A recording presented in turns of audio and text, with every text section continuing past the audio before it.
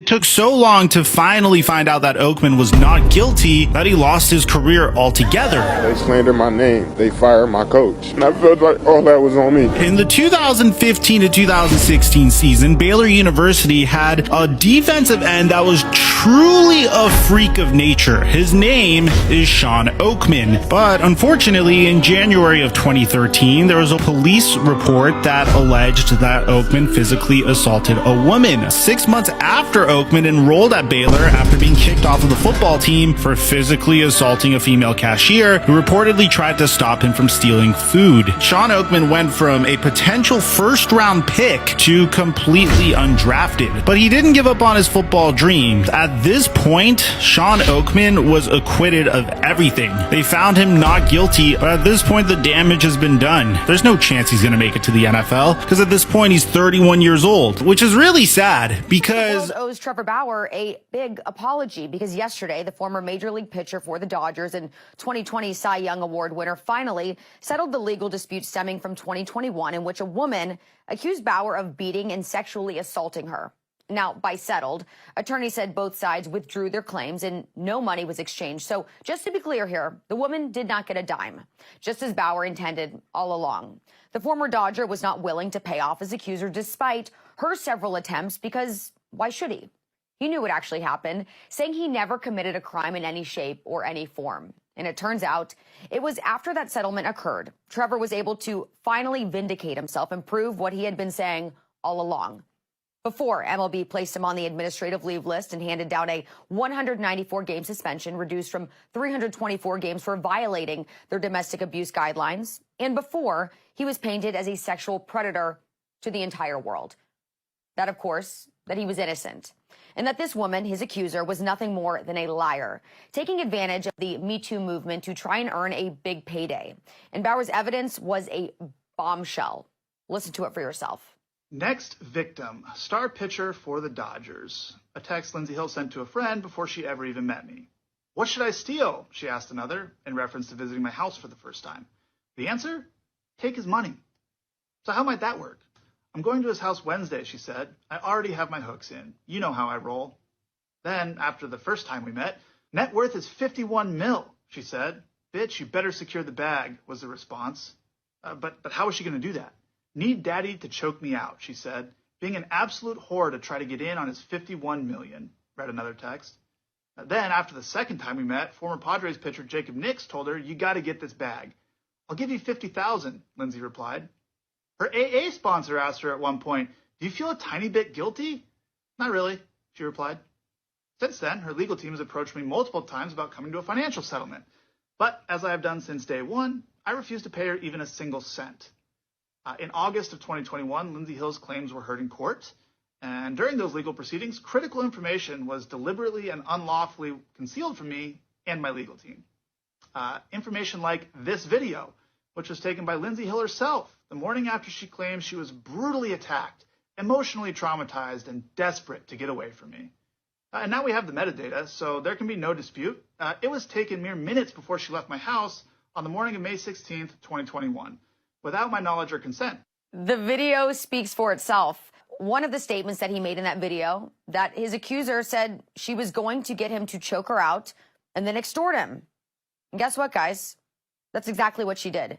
And the interesting part, no one for a second questioned her story, despite Bauer vehemently denying it since day one. So I have to ask, what does that say about our society and its attitudes towards men? That they are all deemed to be scumbags if a woman says so? That men are fully capable of lying, but not women?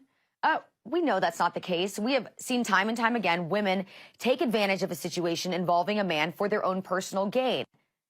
And their story holds water no matter what, each and every time. The Me Too movement, which originally gave way to give a voice to actual victims, has now transformed into a manipulative tactic for women to make excuses for their own degenerate and immoral behavior, and in turn does serious damages to the stories and credibility of real victims. So here's what I think. This disgusting excuse of a human being who technically, if you look at it, ruined Bauer's life, ever since making the accusation, has gotten him blackballed from the MLB, among other things, completely ruined his reputation. So she should be the one who goes to prison now that her gold-digging plan didn't pay off. Give her the punishment Bauer would have gotten had he had been found guilty. And you know what? While you're at it, make it twofold. This woman should be ashamed. She should be shamed as well and made an example of so that other women do not try to pull off the same type of scandal. Furthermore, end the Me Too movement. It's clear it means nothing anymore, except to strip innocent men of their power. You know, these are the things where it's why I make these videos, right? For men to wake up, understand, gain the knowledge, right? Gain the wisdom. Wake up from being naive to the world, right? A lot of men, I've been there. We pander to women. We've put women on pedestals. We think they're perfect sometimes, right? A lot of men do. They can't do no wrong. They're always victims, right? It's you gotta always pour them shit like that, and then it makes you foolish, and then it makes you turn out to be, you will become the victim, right?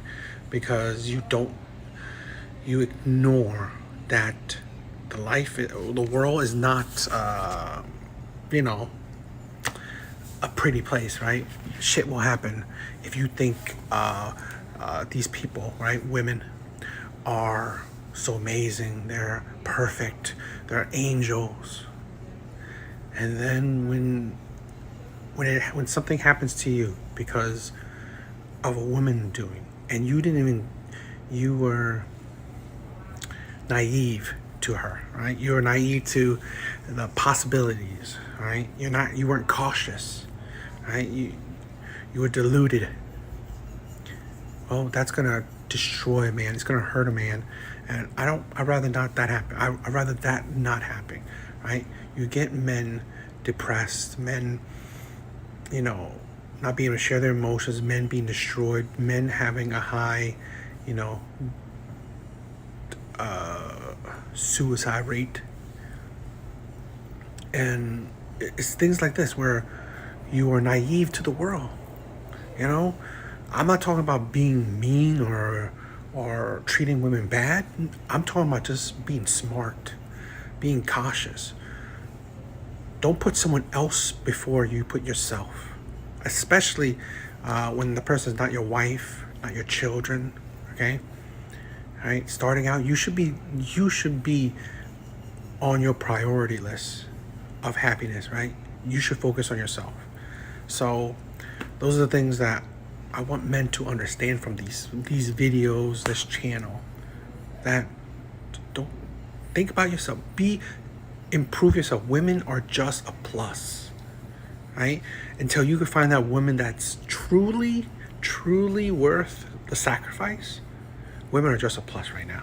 Tracy is not a victim here. She is a blackmail. So I'm reading directly for all of you. This is from Mel Tucker's attorney. These are Brenda Tracy's text messages. Here she is talking about Mel Tucker's money. Tucker signed his contract. I can't even wrap my brain around $95 million. Can you imagine $700K going into your bank account every month? We're gonna make it happen. I'm gonna ask him to finance the doc. He'll do it. 1 week before she filed her complaint against Mel Tucker, she admitted she was down to $5 in her bank accounts. She also, after filing the complaint, said, imagine the victim is taking on a $95 million coach. This is bombshell after bombshell after bombshell. She concocted this entire story in an effort to try to get Mel Tucker to pay her. Jason Sudeikis' eye-watering child support payments to Olivia Wilde have been revealed. Nearly 3 years after calling it quits, the pair have finally settled their custody battle. New court filings obtained by the Daily Mail revealed Jason will pay his ex $27,500 per month in child support. The huge figure is believed to be based on Jason's estimated 2023 income of $10.5 million and Olivia's $500,000 income. The filing reads, the parties agree that child support for the minor children in the amount of $27,500 per month is sufficient to maintain the needs of the minor children. Olivia and Jason will reportedly care for the children on a week-on, week-off basis and have been spotted co-parenting since the split.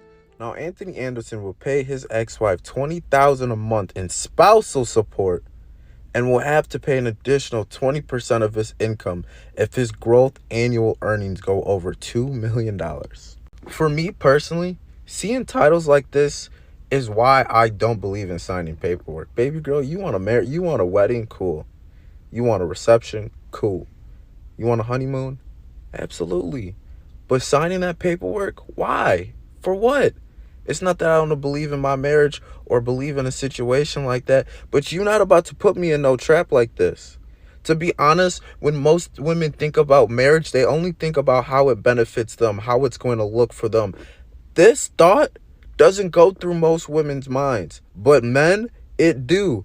Child support, it do. It is the reality of the situation. What do they say? Marriages last like it's like 50% of it working or not. And what's funny is when these roles are reversed and women have to pay men spousal support, oh, it's the biggest thing in the world. You remember what happened with Mary J. Blige? She said that was BS. Why I gotta pay this man if we no longer together? I know her. You know who? That girl right there? I know her too. Hold on. Twin, please don't tell me. Yeah, twin. I gave you my love. Changed on me. So somebody pulled a gun on me today because I didn't want to give them my number, which is like, whatever. But like, it didn't make sense to me because like, if you got my number because you pulled a gun on me and you texted me, what do you think I'm doing with the information? Baby, you're going to jail. Okay, so basically, long story short, what happened is I was driving on Crenshaw. So this gonna be the new trend. This gonna be the new trend. I mean, I don't know. Like I said, I'm just asking questions, but she don't look like the type of chick that be on Crenshaw. Now, I ain't from California, but from what I heard, Crenshaw is a very long street.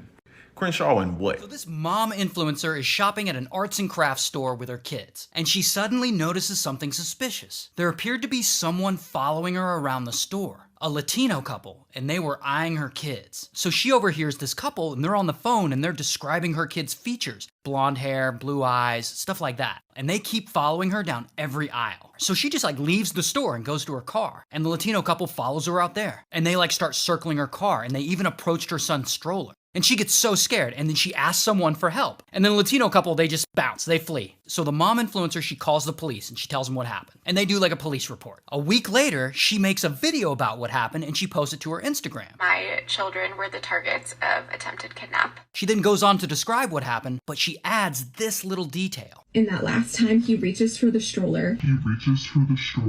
And this detail becomes very important. So her video blows up because, the story's compelling and her audience is very supportive. I'm so sorry that happened to you. I hope they get caught. Why would you want someone else's kids? So then the police contacted her and they were suddenly very interested in that little detail she added to the story. He reaches for the stroller. Because if the Latino couple actually reached for the stroller, that escalates the case from, some weirdo just following them around the store to an actual attempted kidnapping. And that is a much bigger deal and a different type of investigation. With that change, the police were able to use their resources and find the Latino couple. Shown here, this is actually them. And since they were now suspects in this case, they were publicly accused. And of course they denied it. This is probably the worst thing I could ever imagine being accused of. Then the police were finally able to get a hold of the security footage from the store. And they reviewed it. And guess what they saw? Absolutely nothing. No one followed the mom influencer around the store. No one approached her. No one grabbed her stroller. The mom influencer's story was complete bullshit. The only thing that was real was the Latino couple, but they were just there. They were just shopping like anyone else. They didn't do anything wrong. That means the mom influencer not only lied to her audience in this video here, but she called the police about a crime that didn't happen and lied to them. Anyway, she was charged with making a false report of a crime, and she's in jail now. What the hell were you thinking? Also, this all happened in Sonoma, California, so